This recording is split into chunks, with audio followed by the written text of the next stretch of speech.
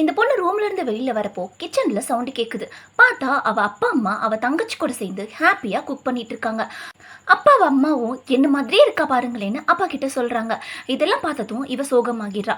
Christmas வர போறதால பொண்ணுங்க 2 பேருக்கும் கிஃப்ட் வாங்கி வச்சிருக்காங்க. இவ கிஃப்ட் எடுத்து பார்த்துட்டு ரொம்ப சந்தோஷப்படுறா. ஆனா இவ கிஃப்ட்டை விட தங்கச்சி கிஃப்ட் பெருசா இருக்கு.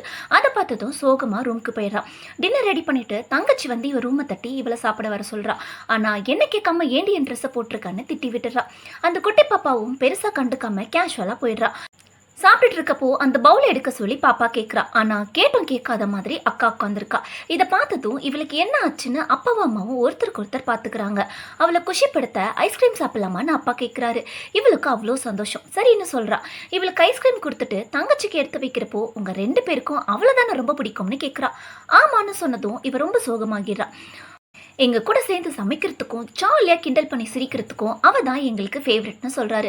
ஆனால் கேம் விளையாட, மூவி பார்க்க, ஐஸ்கிரீம் சாப்பிட நீ தான் எங்கள் ஃபேவரெட்னு சொல்றாரு.